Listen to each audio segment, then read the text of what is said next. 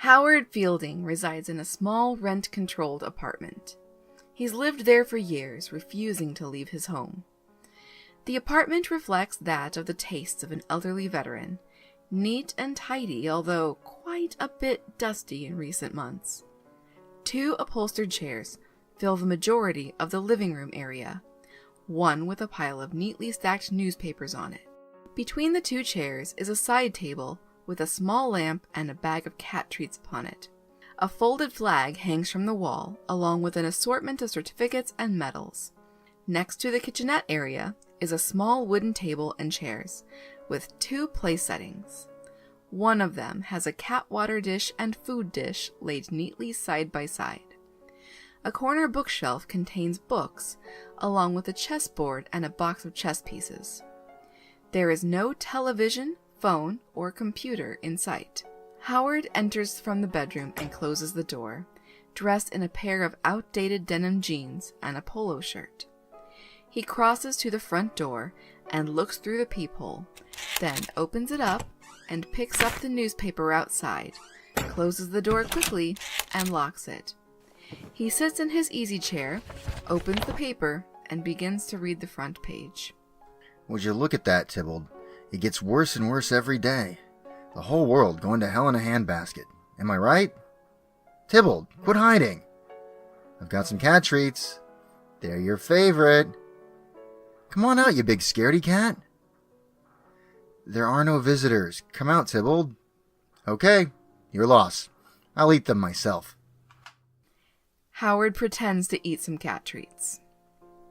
You don't know what you're missing. A letter is slipped beneath the front door.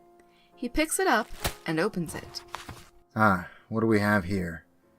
Another shot across the bow? Dear Mr. Fielding, we've been more than accommodating. Blah, blah, blah, blah, blah. This is your final notice. Huh. That's what they said in the last notice, didn't they, Tybalt? Do they think they can frighten me? A knock at the door startles Howard, who then tiptoes to the door and peers through the peephole. Just the grocery boy, Tybalt. No reason to be afraid. He rummages in his wallet for some cash and slides it under the door. He looks through the peephole, then undoes the chain, opens the door, and picks up the paper grocery bag. He closes the door and locks it. He empties the contents onto the kitchenette's counter. Cans of tuna, crackers, bread, peanut butter, and cat treats, and puts them away in the cupboard. Now, time for the crossword. He sits back down and opens the newspaper to the crossword and begins filling it in. I think I've done this one before. They must be recycling the puzzles, Tybalt. They're not smart enough to come up with new ones. But I'm smart enough for all of us, aren't I? Another knock at the door startles Howard. He goes to it and looks through the peephole. What do you want? Mr. Fielding, I wish to speak with you. Howard opens the door a crack, still secured by the chain. Are you from management? No, Mr. Fielding. From the co-op? No, I'm not from the co-op. Then who are you then? If you would please open the door so we can talk? Are you selling anything? No, I'm not. Because I'm not buying anything. That's quite all right. Howard undoes the chain and opens the door. A woman walks in, dressed in casual attire, yet with an unmistakable air of professionalism. She warmly smiles as she peruses the room. She moves to the chair neatly stacked with newspapers and stands beside it. You look harmless enough. So who are you? Hello, Mr. Fielding. I'm Miss Terry. From the Veterans Administration? May I sit down? A bit embarrassed, Howard removes the newspapers from the second chair and puts them on the floor. It's been a long time since Tybalt and I have had any visitors. Tybalt? He's a tabby, an orange one, a bit shy. Doesn't come out when strangers are here. I see. I know it's been a while since my last physical, but I'm as healthy as a horse, I assure you. Never felt better. You can write that down in my file. So, it's been a long time since you've had any visitors. That's right. Are we talking weeks or months? Presidential administrations. I see. That's a bit of an exaggeration, but it has been a while.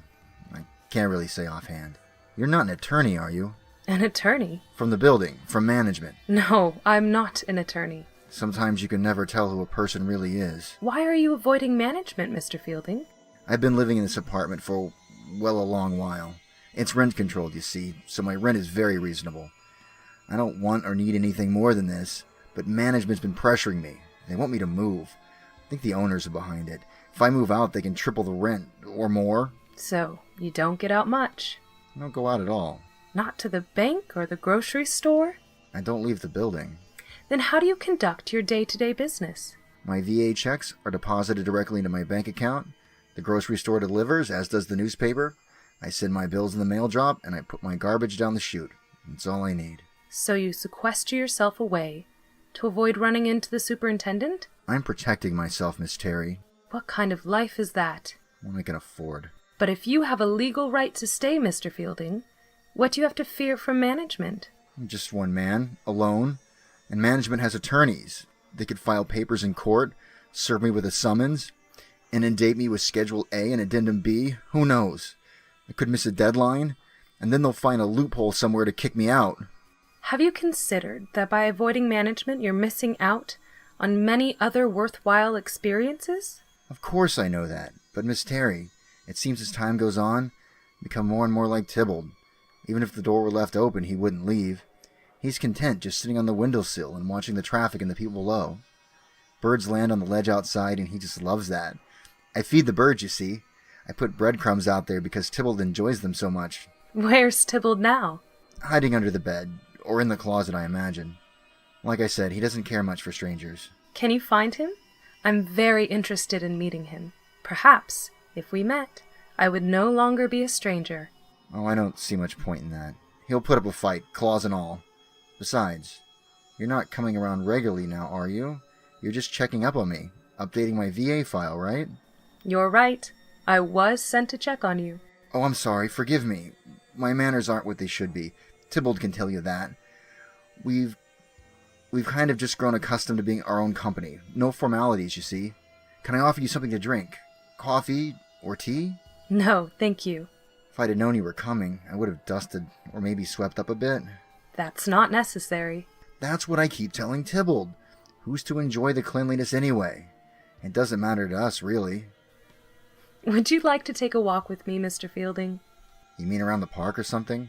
Out there? Yes, around the park or something. No, I don't think that's a good idea. That's not a good idea at all. Something might happen.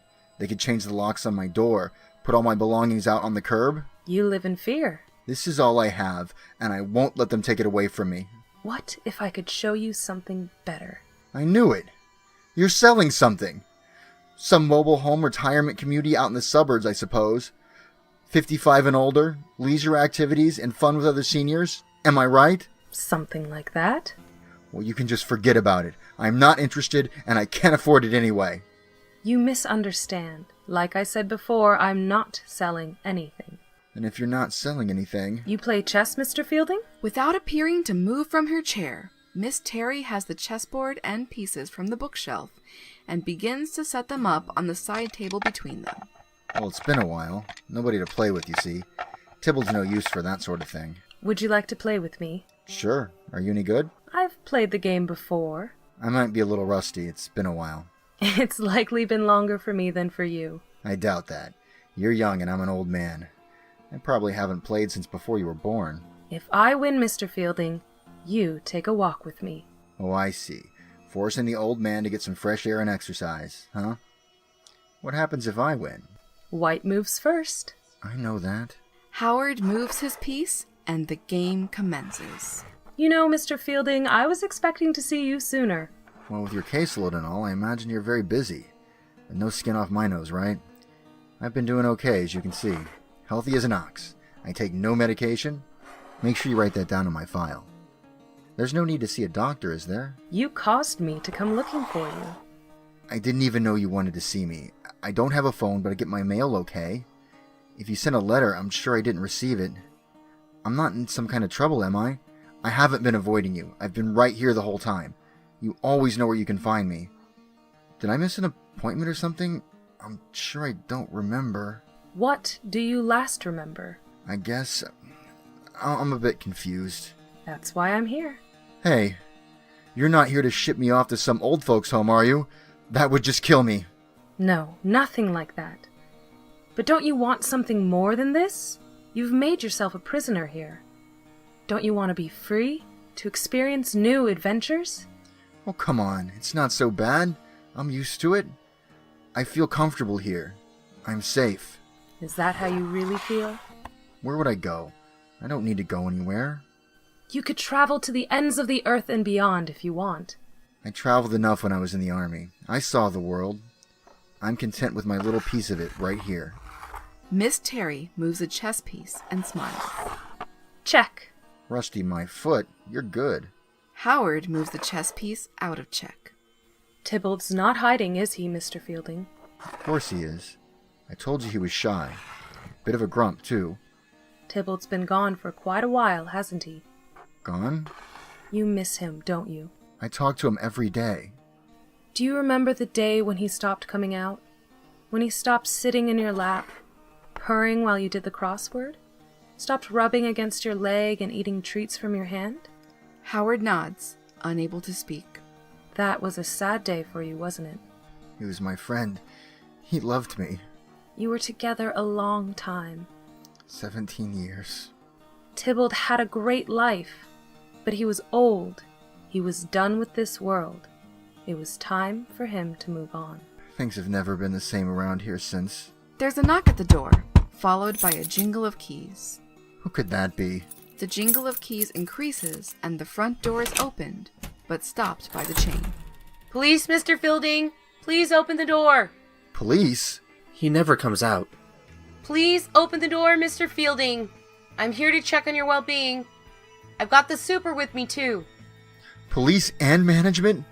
You see, Miss Terry, you thought I had no reason to be paranoid. Well, they're here to kick me out at last. We're entering the apartment, Mr. Fielding. The officer, wearing latex gloves, uses bolt cutters to snip the chain and the door opens. The officer enters first, followed by the manager with a handkerchief in one hand and a large set of keys in the other. The officer, holding a flashlight, scans the apartment, paying no notice to Howard or Miss Terry, then walks slowly toward the bedroom. The manager is right behind him. Now see here, I object to this intrusion. You have no right to be here. Somebody better replace the chain on that door. This is an outrage! The officer opens the bedroom door and enters while the manager stops at the doorway and brings the handkerchief to his nose and mouth. Are you listening to me? Yep, that's him all right. That's Old Man Fielding. The police officer exits the bedroom, closes the door, and gets on his radio. Station 2, this is 3 David requesting forensics and coroner dispatch to 45 120 8th Avenue. This is my home, and I demand that you leave immediately. You don't think he was murdered, do you? I can't have that sort of gossip going around the building. There seems to be no signs of foul play.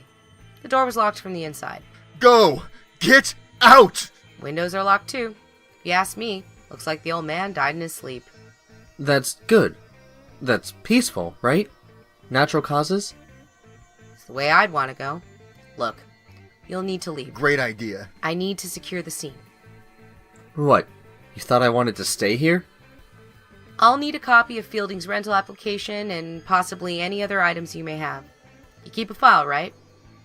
Sure. It's in the office. Let's have a look. And you better replace that chain. Do you hear me? The officer and manager exit the apartment and close the door behind them. Good heavens, can you believe it? Barging into a man's home, breaking his locks, and then paying no attention to me. Like I don't matter. Like I don't have rights. Not to mention, they didn't even acknowledge you, a lady, in their presence. I didn't even see a search warrant. Did you? How long has Tybalt been gone? Do you see what I'm up against, what I'm dealing with here? Think for a minute, Mr. Fielding. How long has it been? I don't know. A while. I've been getting so bad about time lately. I know. I can check my newspapers. I have them in order. Newest on the top, oldest on the bottom. If you give me some time, I think I can pinpoint the exact date for you. He goes to his knees to rummage through the stack of newspapers on the floor. I remember the crossword was themed. It was aviation or mythology. Mr. Fielding, you need to let go. Tybalt and I, You're done here. You're through with this world, like Tybalt. It's time to move on. But I'm afraid. That's why I'm here. I've come to help you, to guide you along to the other side. Are you ready for that walk now? Is it scary? Will it hurt? Not at all. There's no more pain. What's out there? What's waiting for me? Everyone you ever loved or cared about who've passed on before you, plus many more wonderful things. There's nothing to fear. I think you'll enjoy it. Will I see Tybalt? He's waiting for you now. Can I hold your hand, Miss Terry? Of course. And you won't let go? Not until you want me to. Howard takes a deep breath and takes her hand. Okay. I'm ready. They walk toward the door, and Miss Terry opens it. White light pours through. Wait. Howard suddenly stops. He retrieves the canister of cat treats from the table. They're his favorite. They exit hand in hand through the doorway and into the bright light. You're listening to Scintillating Stories, featuring Rent-Controlled Apartment, written by John McKinley, adapted for Radioplay by Ghislaine. Featuring the voices of Danielle May, Ryan of Intervision, Valerie Smith, Ghislaine, and Stephen Farbman. Edited by Producer Ryan, produced by Intervision Entertainment and What Happens After 2 a.m., with music provided by freemusicarchive.org, and artwork for the Scintillating Stories logo by the amazingly talented Lindsay Payton. Special thanks to Producer Kendra for encouraging our mission of sharing stories with the world. Catch more shenanigans from Intervision Entertainment on Spotify, iTunes, Podbean, and YouTube. And of course, on our website, intervisionentertainment.com, where you can also buy tickets to catch Scintillating Stories live in San Diego. Oh, and please find us on all the social media apps you use. We're there, and we're looking for you. Finally, help keep the vision alive and consider donating to Intervision Entertainment on patreon.com.